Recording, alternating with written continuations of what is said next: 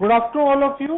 So today's topic is metabolism of amino acid and amino acid के अंदर जो first amino acid है that is glycine. अब इसको फर्स्ट अमीनो एसिड क्यों बोलते हैं? अब ग्लाइसिन को फर्स्ट अमीनो एसिड क्यों बोला हमने? Because it is the simplest amino acid. Amino acid को अमीनो एसिड क्यों बोला था? Because it has amino and acid group, both group acid and amino, that's why it is known as amino acid. Am I right?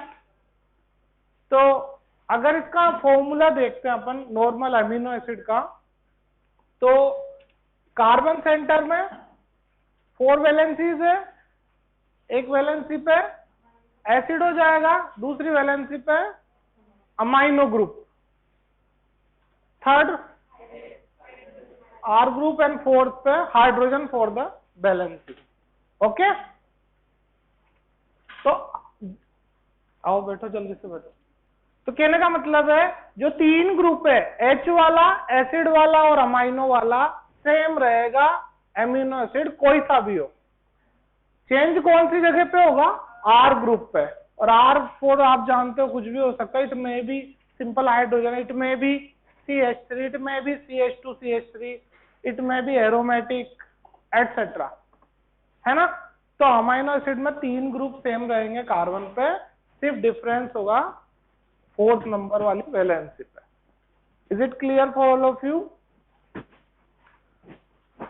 Now what do you mean by metabolism? किसी भी चीज का अगर metabolism पढ़ते हैं तो metabolism का means क्या होता है? Metabolism includes catabolism and anabolism. Catabolism means breakdown of the large molecule among small molecules, and anabolism means formation of large molecules from small molecules, और इसको ही कंबाइन बोलते हैं अपन मेटाबॉलिज्म। तो किसी भी चीज का मेटाबॉलिज्म पढ़ना है तो उसको बनाना है और उसको ब्रेक करना है, यही होता है ना। जैसे अपन ने लिपिड मेटाबॉलिज्म के अंदर पढ़ा था beta oxidation of fatty acid, मैंने पढ़ाया था, याद आ रहा है कुछ? तो बीटा ऑक्सीडेशन में क्या किया था? फैटी एसिड को ब्रेक किया था अल्फा बीटा, बीटा कार्बन के यहां से, और 2 कार्बन मोइटी रिलीज हो गई थी एज अ एसिटाइल कोएंजाइम में। यही था क्या? पीछे वाला तो पता नहीं कौन सी दुनिया में। बेटा सुन लो ध्यान से, ग्लाइसिन इंपॉर्टेंट है, समझ गए? तो कहां पे थे अपन? बीटा ऑक्सीडेशन, है ना? तो फैटी एसिड का ब्रेक किया था एज अ बीटा ऑक्सीडेशन अपन ने, और फैटी एसिड सिंथेसिस भी किया होगा फिर नेक्स्ट क्लास में आपने, तो वो हो गया फैटी एसिड का मेटाबॉलिज्म। इसी तरह से आपने ग्लाइकोजन मेटाबॉलिज्म पढ़ा होगा, उसमें ग्लाइकोजन जेनेसिस और ग्लाइकोजिनोलाइसिस दोनों पढ़े थे। तो metabolism means synthesis and utilisation और डिग्रेडेशन और ब्रेकडाउन एटसेट्रा। ओके, तो अपन यहाँ पे ग्लाइसिन का मेटाबॉलिज्म पढ़ने वाले हैं और सल्फर कंटेनिंग अमीनो एसिड का मेटाबॉलिज्म पढ़ने वाले हैं। तो glycine is a simplest amino acid and sulphur containing amino acids are methionine and cysteine, और 2 सिस्टीन मिलके एक सिस्टाइन बनाते हैं, that is also a sulphur containing amino acid. Now it is a non essential amino acid. कौन सा? Glycine.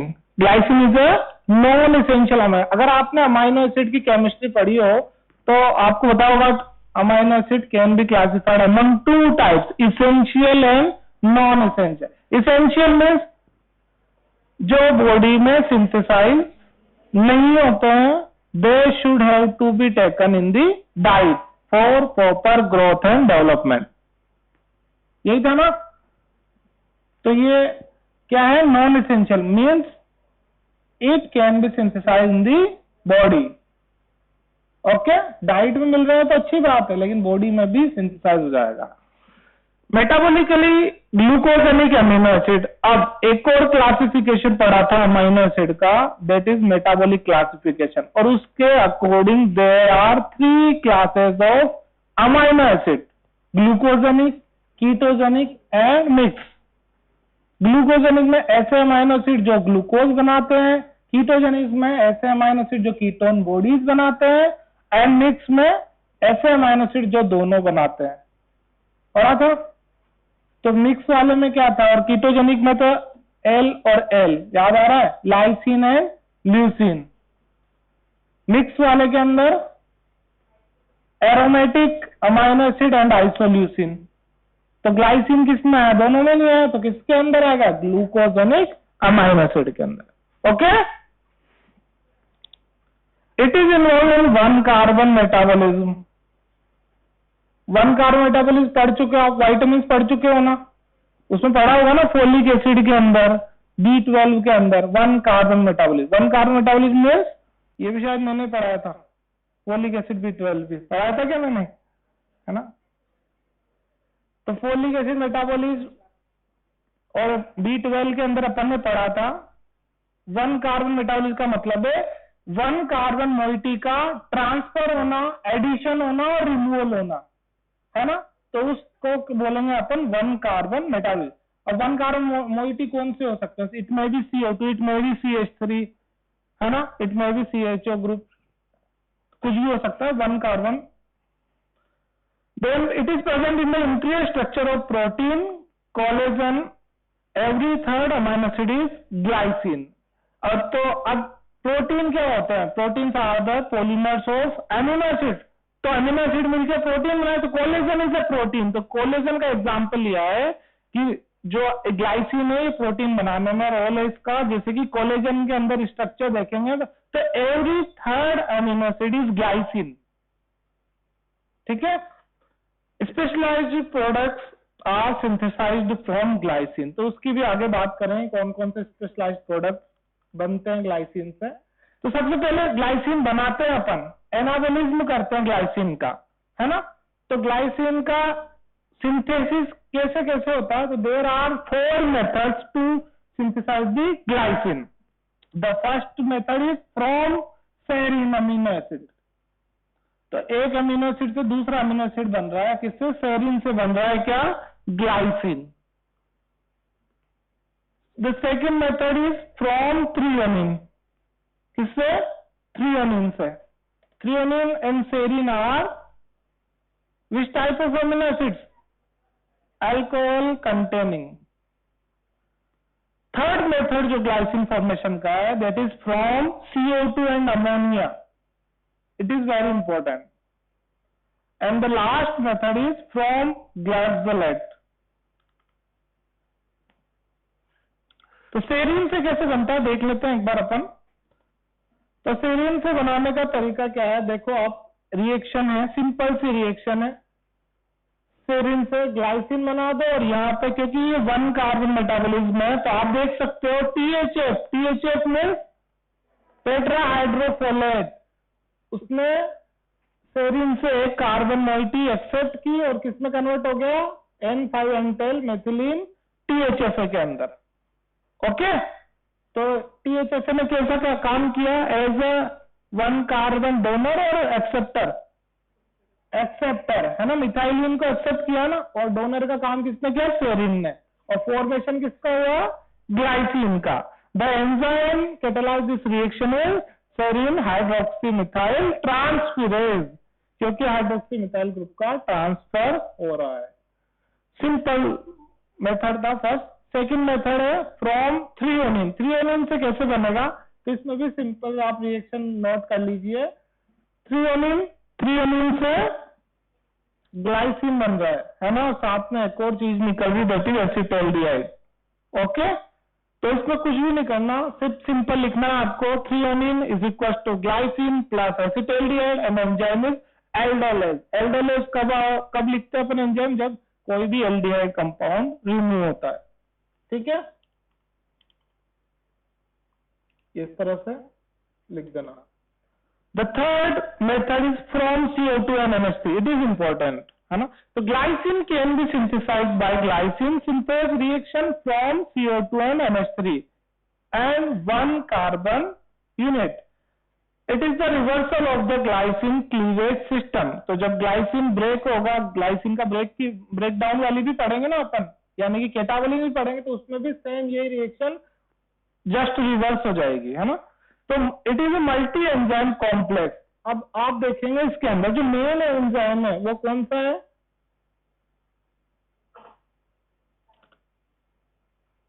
तो इसके अंदर कौन कौन से कोएंजाइम देख लेते हैं अपन, है ना। तो कोएंजाइम के अंदर NAD आ गया, देखो आप देख सकते हो ये NAD है ना। दूसरा आप देखोगे THS tetrahydrofolate is also as a coenzyme ना, तो देखो ये।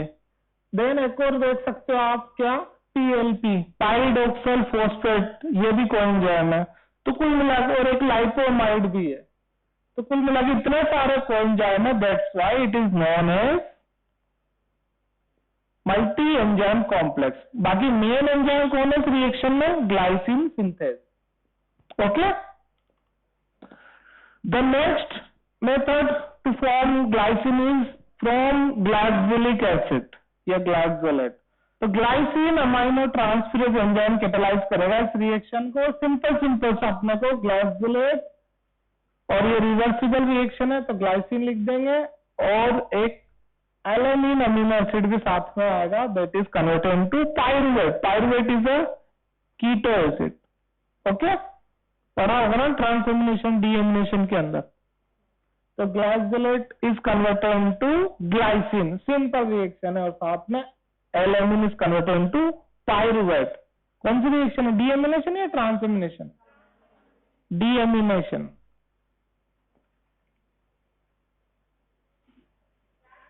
ट्रांसएमिनेशन, वेरी गुड, है ना।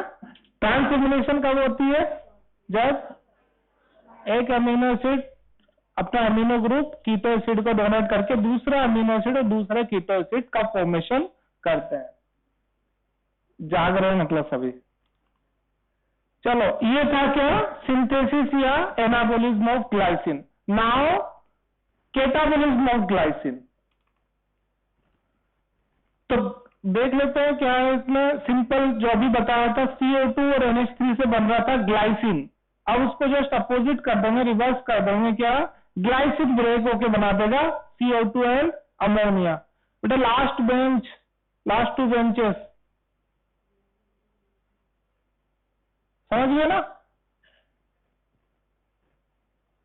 तो oxidative deamination is to liberate ammonia, CO2 and 1 carbon unit as a methylene THF है। तो 1 कार्बन यूनिट कौन सी होगी, मिथाइलिन THF है। ओके, अब ये अपन ने पढ़ लिया, it is a multi enzyme complex. क्यों, क्योंकि इसमें कोएंजाइम NAD भी आ जाएगा, और लाइपोमाइड भी है, और पाइरिडोक्सल फॉस्फेट भी है, एंड टेट्राहाइड्रोफोलेट भी है। तो इतने सारे कोएंजाइम है एंजाइम के साथ, that's why it is a multi enzyme complex reaction. तो अब इतने सारे कोएंजाइम है, तो इसमें छोटी छोटी रिएक्शंस इसके अंदर इंटरमीडिएट रिएक्शंस की तरह होती है, जिससे कि डी कार्बोक्सिलेज एंजाइम भी काम कर देगा इसमें।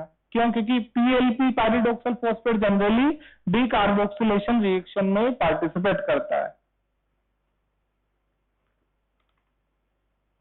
तो this is the reaction, glycine is converted into ammonia and CO2 is released, and CO2 is released, THF is converted into methylene THF है। कौन सी रिएक्शन हो गई, 1 कार्बन मेटाबॉलिज्म। क्यों, क्योंकि मिथाइलिन इज 1 कार्बन यूनिट, और इसका ट्रांसफर हो रहा है। Now the second degradation method is glucogenic pathway. अब ग्लूकोजेनिक पाथवे क्यों बोला इसको अपन ने, क्योंकि अपन ने फर्स्ट स्लाइड में क्या देखा था, glycine is a glucogenic amino acid, मतलब it can be formed glucose. तो ग्लूकोज कैसे बनेगा वो देख लेते हैं अपन एक बार। ग्लाइसिन कन्वर्टेड टू सेरिन, ये तो देखा था अपन ने, सेरिन से ग्लाइसिन है, उसका reversal, and the serine is then converted to pyruvate by serine hydratase. तो जैसे अपने देखा था कि सेरिन से ग्लाइसिन बन रहा था, तो उसका रिवर्स रिएक्शन कर देंगे, ग्लाइसिन से सेरिन बनाएंगे, then serine is converted into pyruvate. Enzyme जो कैटालाइज करेगा that is dehydratase enzyme, and pyruvate serve as a precursor for glucose. ये तो ग्लाइकोलाइसिस में पढ़ा ही होगा आपने, ग्लूकोज से पायरुवेट बनता है और ग्लूकोनियोजेनेसिस के अंदर पायरुवेट से ग्लूकोज बन सकता है ना। तो this is the reaction, serine is converted into pyruvate, intermediate क्या बनेगा, इम्यूनो एसिड।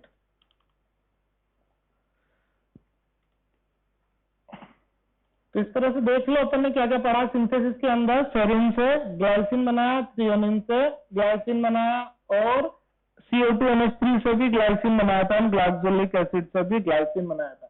डिग्रेडेशन के अंदर ग्लाइसिन से ग्लाइसिन को ब्रेक कर दिया और ये अमोनिया एंड CO2 में कन्वर्ट कर दिया। नाउ सिग्निफिकेंस ऑफ ग्लाइसिन, तो इंपॉर्टेंस क्या है इसका, सिग्निफिकेंस क्या है ग्लाइसिन का, क्या क्या इंपॉर्टेंट चीजें बनती है इससे। तो that is creatine, creatinine, creatine phosphate, haem, purine, glutathione, ये सारी चीजें किससे बनती है, ग्लाइसिन से। That's why glycine is a very important amino acid. देखो अमाइनो एसिड में जो ज्यादातर क्वेश्चन आता है वो ग्लाइसिन पे और एरोमेटिक अमीनो एसिड पे सबसे ज्यादा आता है ना। तो ये इंपॉर्टेंट, बाकी आप आने में किसी पे भी आ सकता है, सल्फर कंटेनिंग भी आ सकता है, अल्कोहल कंटेनिंग भी आ सकता है, बट ज्यादा इंपॉर्टेंट जो है that is glycine and aromatic. तो क्या क्या प्रोडक्ट बनते हैं उनके बारे में एक बार देख लेते हैं, और क्या क्या रिएक्शंस में ये पार्टिसिपेट करते हुए देख लेते हैं। तो एज ए कॉन्जुगेटिंग एजेंट इसकी रिएक्शन देखेंगे अपन। ग्लाइसिन जो है, जैसे कि आपने अगर पैथोलॉजिकल यूरिन अभी पढ़ा नहीं है कंप्लीट, लेकिन ग्लूकोज और प्रोटीन पढ़ा था ना अपन ने एब्नॉर्मल सब्सटेंस में, याद आ रहा है अभी इसी वीक में। तो ग्लूकोज और प्रोटीन पढ़ लिया, बाकी 3 एब्नॉर्मल और पढ़ने हैं ना अभी। क्या क्या, ketone body, bile acid, bile salt and blood, है ना। तो बाइल एसिड, बाइल सॉल्ट की बात करें तो बाइल एसिड कॉमनली कौन से होते हैं, एग्जाम में पूछते हैं, बाइल बहुत इंपॉर्टेंट है, cholic acid and that is bile salt. Cholic acid and deoxycholic acid, या cholic acid and chenodeoxycholic acid, chenodeoxycholic acid, okay. These are bile acid. लेकिन अगर इसमें अपन ऐड कर दें क्या, ग्लाइसिन और टोरिन को, है ना, that is secondary amino acid, glycine and Turin को, तो कॉन्जुगेशन रिएक्शन से बन जाएंगे क्या, ग्लाइकोकोलिक एसिड एंड ग्लाइकोकिनोडिऑक्सीकोलिक एसिड। इन्होंने बताया जैसे कि टोरिन से, है ना, सेकेंडरी अमीनो एसिड होता है, तो taurocholic acid and taurochenodeoxycholic acid. As a neurotransmitter भी ये एक्ट करते हैं, एज ए प्रोटीन कंपोनेंट भी ये वर्क करते हैं। तो एक बार देख लेते हैं इसकी बायोसिंथेसिस ऑफ क्रिएटिन। अब क्रिएटिन और क्रिएटिन में भी डिफरेंस होता है, आई थिंक आपको पता होगा। और क्रिएटिन फॉस्फेट में क्या difference, creatine is stored as a creatine phosphate that is high energy compound. High energy compound पढ़ा ना आपने, पढ़ लिया होगा ना, ETC नहीं पढ़ा क्या अभी, तो आगे पढ़ोगे फिर। तो creatine present in the muscle tissues as a high energy compound and phosphocreatine and as a free creatine. तो फ्री क्रिएटिन की फॉर्म में भी मिल सकता है, लेकिन हाई एनर्जी कंपाउंड की फॉर्म में जनरली स्टोर होता है, दैट इज क्रिएटिन फॉस्फेट और फॉस्फोक्रिएटिन, कुछ भी बोल सकते हो। 3 amino acid glycine, arginine and methionine are required for the synthesis of creatine. तो क्रिएटिन कौन कौन मिलकर बनाता है, ग्लाइसिन, आर्जिनिन एंड मिथियोनिन। पीछे से आवाज नहीं आ रही है इस कॉर्नर से, ग्लाइसिन, वेरी गुड। तो ये इस तरह से देख सकते हो आप पाथवे क्या है इसका फॉर्मेशन का, ये ग्लाइसिन एंड आर्जिनिन। सबसे पहले ग्लाइसिन और आर्जिनिन ने मिलकर क्या बनाया, क्या बनाया, guanido acetate. And then guanido acetates appear, methionine add हुआ और उसने क्या बनाया, क्रिएटिन, है ना, यही तो चाहिए था अपने को, क्रिएटिन।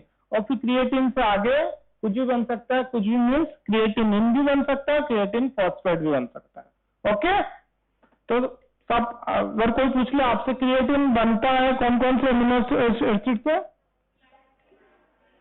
पहले कौन से इन्वॉल्व होते हैं, ग्लाइसिन एंड आर्जिनिन, क्या मिलके क्या बनाते हैं ये, गुआनिडो एसिटेट, देन मिथियोनिन आएगा और फिर क्या बनाएंगे ये,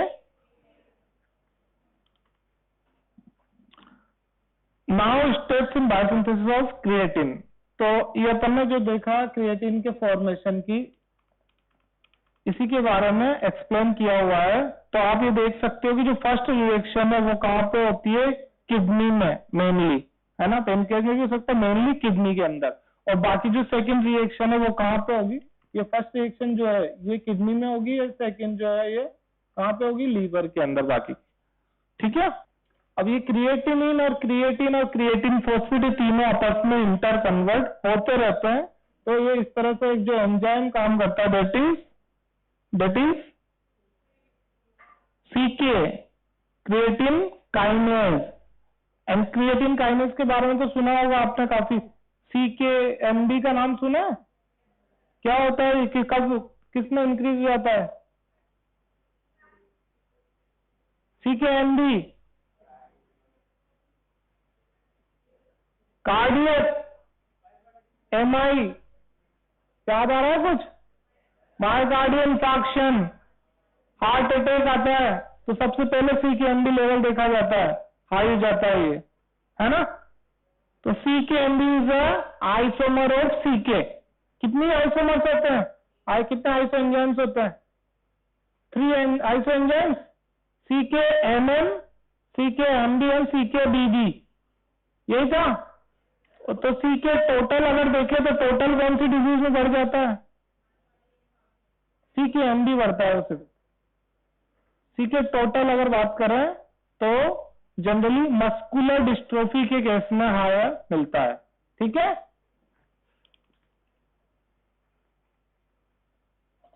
the creatine phosphate converted to creatinine and non enzymatic reaction, it is a non enzymatic reaction. आप देख सकते हो क्रिएटिनिन से जब क्रिएटिनिन फॉस्फेट बनता है तो वो क्या है, नॉन एंजाइमेटिक रिएक्शन है।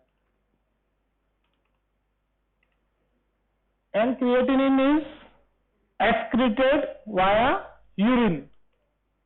पढ़ रहे हैं तो normal components of urine practicals के अंदर, उसमें पढ़ा था क्या, urea, creatinine, uric acid, sodium, potassium, chloride, ammonia, these are the normal components of urine. आ रहा है ना याद, चलो अब नॉर्मल रेंज की बात कर लेते। Creatinine is very important component. Okay, तो नॉर्मल रेंज इसकी सबको पता होना चाहिए, किसकी, क्रिएटिनिन की, है ना, क्या है 0.5 to 1.5 mg/dl। यूरिन में भी प्रेजेंट होता है, ये यूरिन की नॉर्मल रेंज है 1 to 2 ग्राम पर डे। ज्यादा इंपॉर्टेंट क्या है, सीरम वाली, वो याद रखनी है मेन।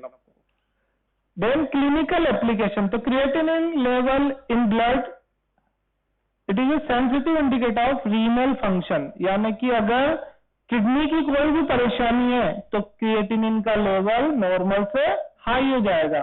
ओके, और क्रिएटिनिन क्लियरेंस भी आप पढ़ोगे प्रैक्टिकल में, अच्छे से समझाएंगे ये, तो उसके अंदर पढ़ोगे तो कि क्रिएटिनिन क्लियरेंस कैसे निकालते हैं, इसका फॉर्मूला है UV/B, उसके थ्रू निकलता है। ठीक है, in muscular dystrophy serum creatinine and urinary creatinine all are increased, है ना, और सीके क्रिएटिन काइनेज एंजाइम वो भी बढ़ जाता है। Elevated serum creatinine in renal failure, fever and starvation. Serum creatinine mainly क्या, रीनल किडनी की प्रॉब्लम्स में इंक्रीज होता है, लेकिन कभी कभी देखा गया हल्का फुल्का ये फीवर के केस में भी इंक्रीज हो जाता है। और इस अगर फिजियोलॉजिकल कंडीशन पूछ ले कोई तो स्टारवेशन के केस में भी इंक्रीज हो सकता है। क्यों, एनीवन? ठीक है, the enzyme CKMB is elevated in myocardial infarction, जो अपन ने पढ़ लिया है। Excretion of creatinine constant for an individual depends on muscle mass, है ना। तो मसल मास के ऊपर डिपेंड करता है कि कितना क्रिएटिनिन यूरिन के अंदर प्रेजेंट है। Normally urine contains less creatine, तो क्रिएटिन का लेवल जनरली यूरिन में बहुत कम होता है, लेकिन यूरिन में अगर ज्यादा हो जाता है तो उस कंडीशन को बोलते हैं क्रिएटिनूरिया।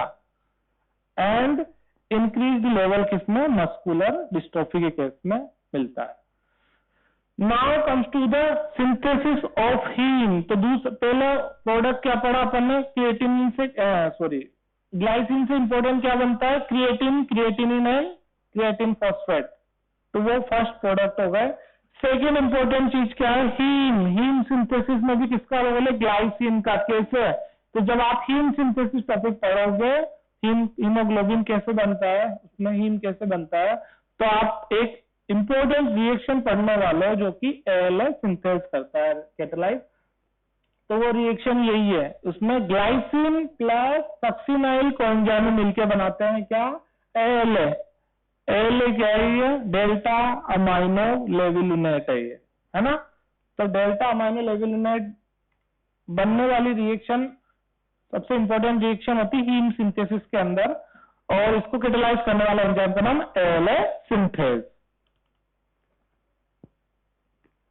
क्रिएटिन, क्रिएटिनिन बना दिया, देन हीम भी बन गया है। और थर्ड पे अपन क्या बनाना है, प्यूरिन रिंग। प्यूरिन पिरिमिडिन सब जानते हैं, है ना, लेकिन ये रिंग नहीं जानते होंगे। तो this is a purine ring, okay. तो इसके अंदर आप देखोगे क्या कि जो ये 7 नंबर का नाइट्रोजन है और 4th और 5th का जो कार्बन है, ये कहां से आता है, ये ग्लाइसिन से आता है। तो इसका प्यूरिन मेटाबॉलिज्म जब आप पढ़ोगे तो उसके अंदर पूरी रिएक्शन देखोगे कि कैसे स्टेप बाय स्टेप प्यूरिन का सिंथेसिस हो रहा है। और उसमें आप क्या देखोगे, अलग अलग अमाइनो एसिड अलग अलग रिएक्शन में इन्वॉल्व हो रहे हैं। तो कोई कौन सा नंबर का कार्बन दे रहा है, जैसे कि फॉर्मिक एसिड से ये कार्बन नंबर 2 मिल रहा है, एस्पार्टिक एसिड से नाइट्रोजन 1 मिल रहा है, इस तरह से। तो अपने ग्लाइसिन से कौन सा मिलता है, 4th and 5th carbon and 7th number का नाइट्रोजन, ठीक है। That's why glycine is important, has a important role in purine synthesis. Now synthesis of glutathione. Glutathione पढ़ा है, किसके अंदर पढ़ा, HMP शंट के अंदर। तो HMP शंट के अंदर आपने पढ़ा होगा क्या, 2 चीजें इंपॉर्टेंट बनती है, that is pentose sugar and NADPH। और NADPH से आगे ग्लूटाथियोन पढ़ा होगा उसके अंदर आपने, है ना। तो ग्लूटाथियोन आपको ये पता लगा, it is a very important component for the health of body.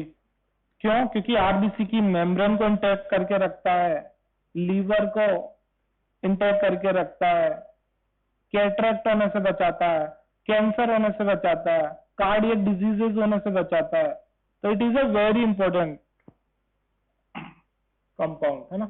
तो इसकी अगर स्ट्रक्चर की बात कर रहे हैं तो it is a tripeptide. Tripeptide का मीन्स लास्ट के दोनों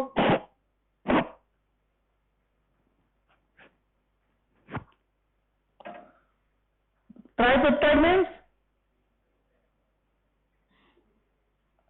3 अमीनो एसिड से मिलके ये बना होता है। तो अभी अपन ने उसमें भी तो पढ़ा था ना, क्या, किसमें, क्रिएटिन के अंदर, वो भी 3 अमीनो एसिड से बना था। कौन कौन से, ग्लाइसिन, अर्जिनिन एंड मिथियोनिन। और ये GCG, उसमें याद रखो GAM गम, इसमें याद रखो GCG। क्या क्या है GCG में, glutamic acid, cysteine and glycine, okay, GCG। तो इसमें क्या होगा, फर्स्ट रिएक्शन में ग्लूटामिक एसिड प्लस सिस्टीन मिलके क्या बनाएंगे, glutamyl cysteine, gamma glutamyl cysteine, है। देन ग्लाइसिन सेकेंड रिएक्शन में ऐड होता है और बनता है क्या, ग्लूटाथियोन, ओके। तो इस तरह से ग्लूटामेट का सिंथेसिस होता है। और ग्लूटाथियोन जो है वो 2 फॉर्म में प्रेजेंट होता है, कौन कौन सी, reduced and oxidised form. Reduce को लिखते हैं GSH एंड ऑक्सीडाइज GSSG, मतलब डाइमर की फॉर्म में होता है। Now comes to the conjugation reaction. Conjugation reaction जैसा कि अभी थोड़ा सा डिस्कस किया था अपने, बाइल एसिड के साथ कॉन्जुगेट होके क्या बनाएगा, सेकेंडरी बाइल एसिड, है ना। जैसे कि colic acid is a primary bile acid और ग्लाइसिन के साथ जुड़ के बना देगा ग्लाइकोकोलिक एसिड, और इस ग्लाइकोकोलिक एसिड का फिर सोडियम पोटाशियम के साथ मिलके बनाते हैं बाइल सॉल्ट, है ना। तो this is a primary, this is a secondary bile acid या कॉन्जुगेटेड बाइल एसिड बोल सकते हैं।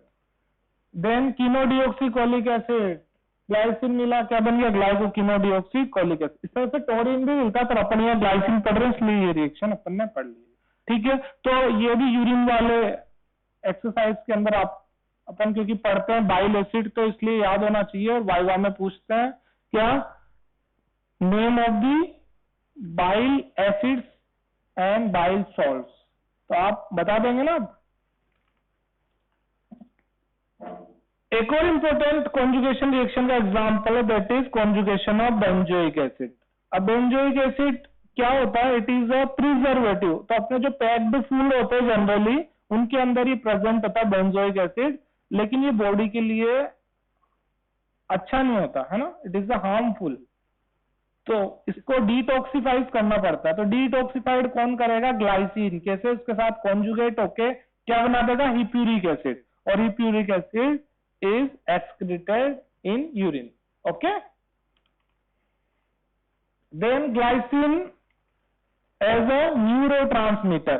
तो न्यूरोट्रांसमीटर तो आई थिंक जानते हो, फिजियोलॉजी में पढ़ते हो CNS के अंदर, है ना, और पहले भी काफी पढ़ा हुआ है।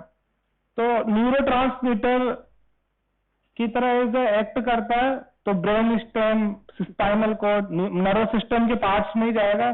तो glycine opens chloride specific channel, okay, and it inhibits the neuronal traffics. और अगर ज्यादा हाई लेवल हो जाएगा तो ओवर एक्साइटेशन हो जाएगा न्यूरॉन्स, है ना, नर्वस सिस्टम का ओवर एक्साइटेशन भी हो सकता है due to high level of glycine. Glycine is the constituent of protein, ये सबको पता है क्या, कि अमीनो एसिड मिलकर प्रोटीन बनाते हैं, ग्लाइसिन इज अमीनो एसिड, तो ये मिलकर बना रहा है क्या, प्रोटीन।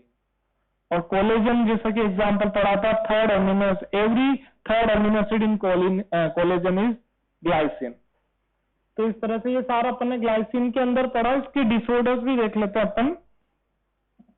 तो नॉन कीटोटिक हाइपरग्लाइसिमिया, ये एक डिसऑर्डर है जो कि ग्लाइसिन की वजह से होता है, due to defect in glycine cleavage system.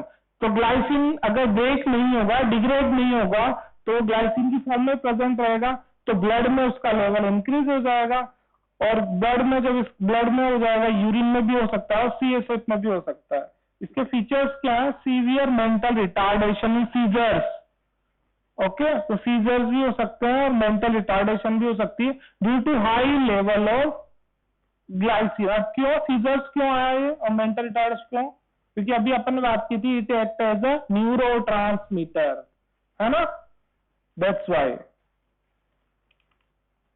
Then ग्लाइसिनूरिया, अगर यूरिन में ग्लाइसिन प्रेजेंट होता है तो इसको बोलते हैं ग्लाइसिनूरिया, और it is a rare disorder. इसमें क्या होता है, सीरम ग्लाइसिन कंसंट्रेशन में be decreased but very high amount in urine, कितना 0.5 to 1 ग्राम पर डे से ज्यादा हो जाएगा अगर यूरिन के अंदर, तो उसको बोलेंगे क्या, ग्लाइसिनूरिया। अब इसका रीजन क्या है, डिफेक्टिव रीनल रीअब्जॉर्प्शन। आपको पता है ना, PCT DCT के थ्रू रीअब्जॉर्प्शन होता है, जो काम की चीजें होती है उनका, है ना।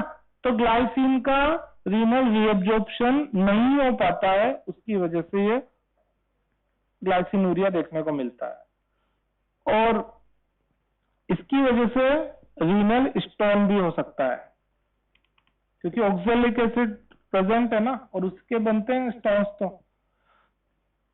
देन प्राइमरी हाइपरऑक्सैलुरिया, तो due to protein targeting defect, normally the enzyme glycine transamino is located in peroxisomes, but in these patients the enzyme is present in mitochondria। तो कुछ पेशेंट ऐसे होते हैं जिनके अंदर प्रोटीन टारगेटिंग डिफेक्ट होता है। तो आप जब पढ़ोगे क्या, रेप्लिकेशन, ट्रांसक्रिप्शन एंड ट्रांसलेशन, है ना। तो ट्रांसलेशन में लास्ट स्टेप होती है क्या, पोस्ट ट्रांसलेशनल मॉडिफिकेशन। तो उसमें क्या होता है, प्रोटीन का फिनिशिंग होती है, जो उसको यूज करना है उसमें कन्वर्ट होता है। उसके बाद उसका क्या होता है, टारगेटिंग, जहां पे उसको वर्क करना है वहां जाना होता है उसको। तो प्रोटीन टारगेटिंग डिफेक्ट जब हो जाएगा तो ऐसे केस में क्या होगा, और ये प्रोटीन टारगेटिंग डिफेक्ट के बात करें तो इसमें ग्लाइसिन ट्रांसएमिनेज एंजाइम जनरली का प्रेजेंट होता है, पैरोक्सिसोमल। लेकिन इन ऐसे पेशेंट जिनमें डिफेक्ट है उनमें ये माइटोकॉन्ड्रिया प्रेजेंट होता है। सो एंजाइम क्या है, अब जगह चेंज हो गई तो ये इनएक्टिव हो जाएगा एंजाइम, और उसकी वजह से क्या होगा, जैसे high excessive production of oxalic acid, oxalates crystals, जो कि यूरिन में प्रेजेंट होता है, और वही स्टोन्स होता है। ठीक है, स्टोन्स के भी अलग अलग टाइप होते हैं, ऑक्सैलिक स्टोन जो होते हैं उनकी बात कर रहे हैं अपन यहाँ पर। तो इस तरह से होता है ये glycine, glycolic acid, glycolate and then oxalic acid. Now comes to the sulphur containing amino acid. Sulphur containing amino acid methionine, cysteine and cystine. तो मिथियोनिन, सिस्टीन एंड सिस्टाइन की अगर बात करें तो methionine is a glucogenic and essential amino acid. Essential means body में synthesise नहीं हो रहा है तो इसको बाहर से लेना पड़ रहा है, लेकिन सिस्टीन और सिस्टाइन बॉडी में सिंथेसाइज हो रहे हैं। That's why both of them are non essential amino acid. Methionine is a glucosenic amino acid and cysteine and cysteine are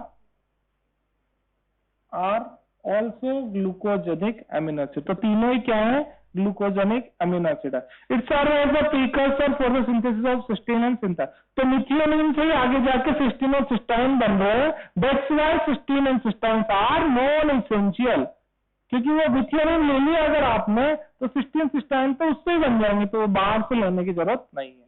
तो cysteine and cystine are interconvertible and cysteine is found exclusively in protein. तो structure देख सकते हो आप, cysteine and cystine, तो दो cysteine मिलके एक सिस्टाइन बनाते हैं और ये मिथियोनिन है।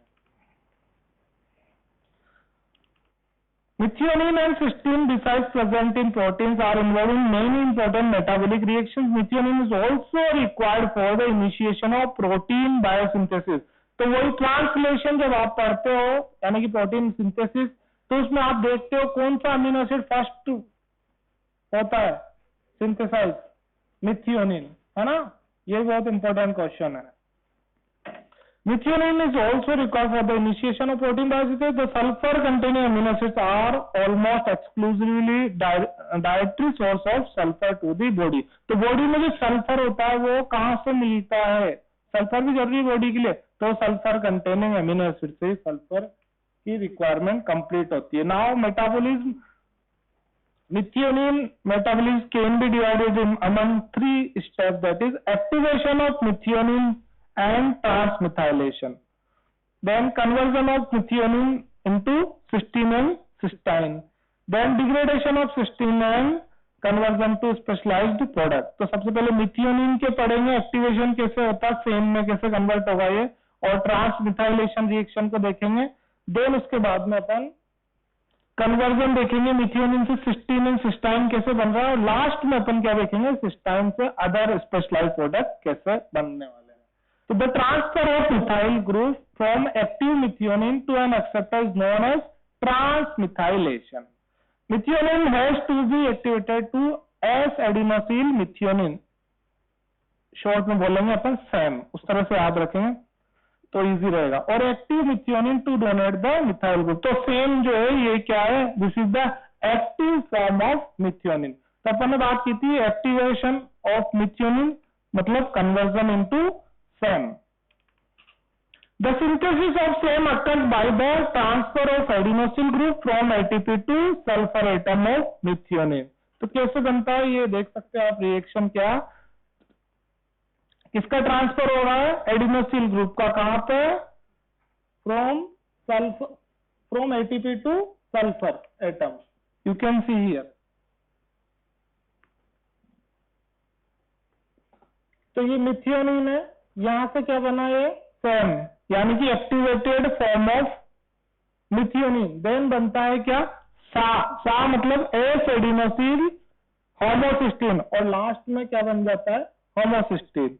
Then homocysteine can be converted into directly in methionine in the presence of vitamin B12, that is very important.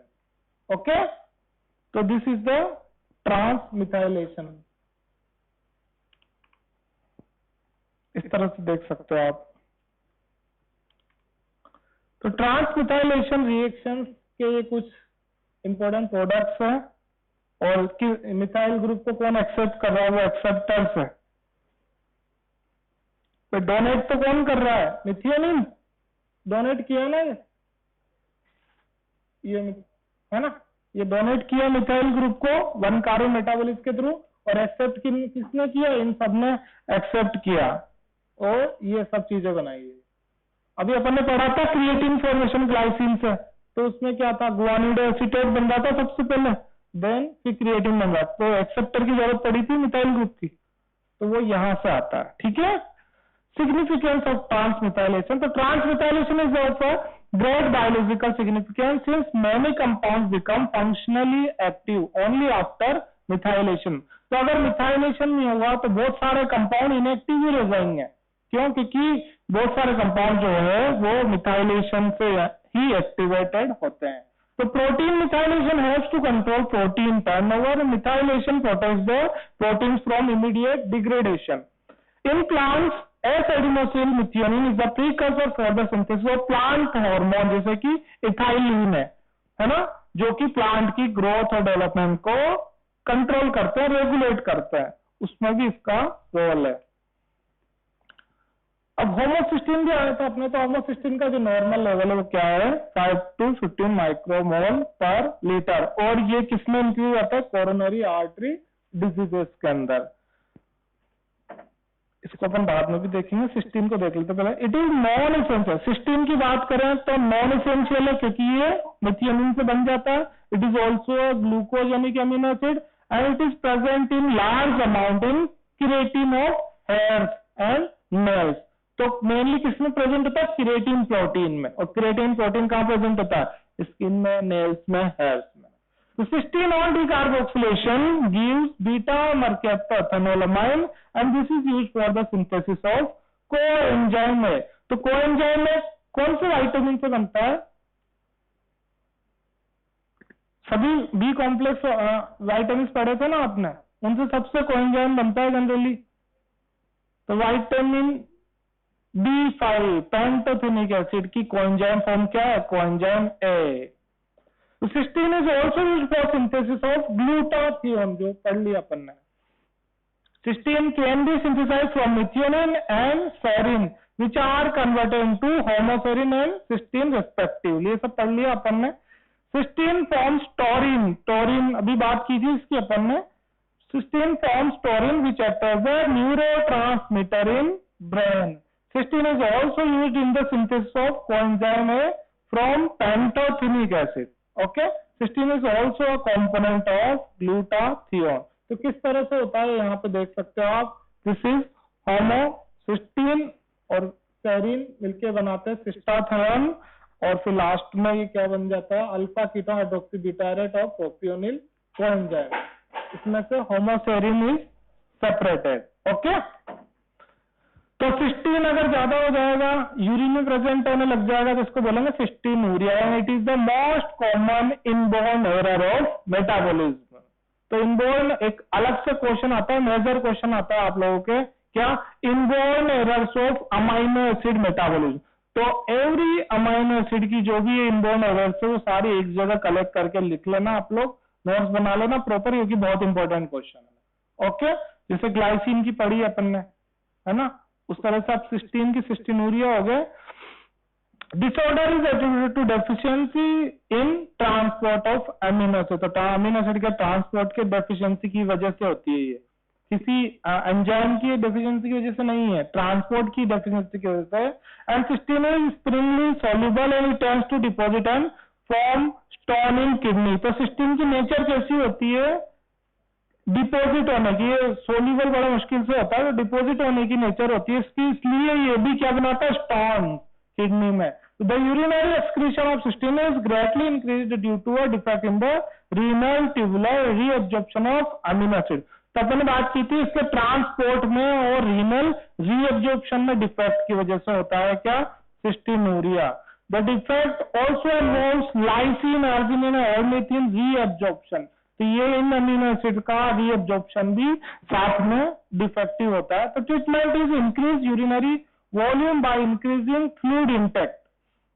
तो ट्रीटमेंट के लिए क्या किया जाता है, यूरिनरी वॉल्यूम इंक्रीज किया जाता है, यानी कि फ्लूइड इंटेक ज्यादा लोगे, यूरिन का वॉल्यूम ज्यादा यूरिन फॉर्मेशन होगा, तो क्रिस्टल्स के, स्टोन्स के निकलने के भी चांसेस इंक्रीज हो जाता है।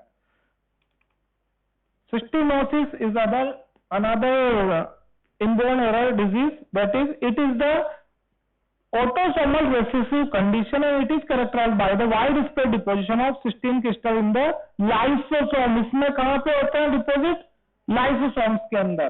Cysteine accumulates in liver, spleen, bone marrow, WBC etcetera. तो कहां कहां पे हो सकता है सिस्टीन एक्यूमुलेट्स, और क्यों हो रहा है, due to the defective transport of cystine. इसका भी ट्रीटमेंट वही, फ्लूइड इंटेक ज्यादा लो। नाउ होमोसिस्टिनूरिया, तो disorder is caused by a defect in the conversion of methionine into cystine. Homocysteine देखा था कैसे बन रहा था, मिथियोनिन से एक्टिवेटेड मिथियोनिन, क्या नाम था उसका, S adenosyl methionine, then S adenosyl homocysteine, then homocysteine, इस तरह से बन रहा था। तो वहां पे डिफेक्ट अगर हो जाता है मिथियोनिन पे, तो फिर क्या होगा, cystathionine synthetase severely deficient, there is accumulation of homocysteine. तो होमोसिस्टीन का लेवल इंक्रीज हो जाएगा और तो फिर वो यूरिन में आने लग जाएगा, इसको बोलेंगे होमोसिस्टिनूरिया। अब होमोसिस्टिनूरिया भी 5 टाइप के हो सकते हैं। तो ये फर्स्ट टाइप है होमोसिस्टिनूरिया टाइप 1, ये इंपॉर्टेंट है। इसमें कौन सा डिफेक्ट है, कौन सा एंजाइम का डिफेक्ट है, सिस्टाथायोन सिंथेज। उसकी वजह से क्या होगा, एक्युमुलेशन ऑफ होमोसिस्टीन हो जाएगा और फिर थ्रोम्बोसिस, ऑस्टियोपोरोसिस और मेंटल रिटार्डेशन तक हो सकता है। ठीक है, देन होमोसिस्टिनूरिया सेकंड, इसमें क्या डिफेक्ट है देख सकते हो, N5-एंटल मिथाइलिन THF रिडक्टेज एंजाइम का डिफेक्ट होता है। थर्ड वाले के अंदर मिथाइल ट्रांसफेरेज एंजाइम का डिफेक्ट है, एंड फोर्थ वाले के अंदर N5 मिथाइल ट्रांसफेरेज का डिफेक्ट है। तो it was about inborn errors of homocysteine. Okay, तो इनबोर्न एरर्स कौन कौन सी पढ़ ली अपन ने, ग्लाइसिन के अंदर ग्लाइसिनूरिया, और बताइए,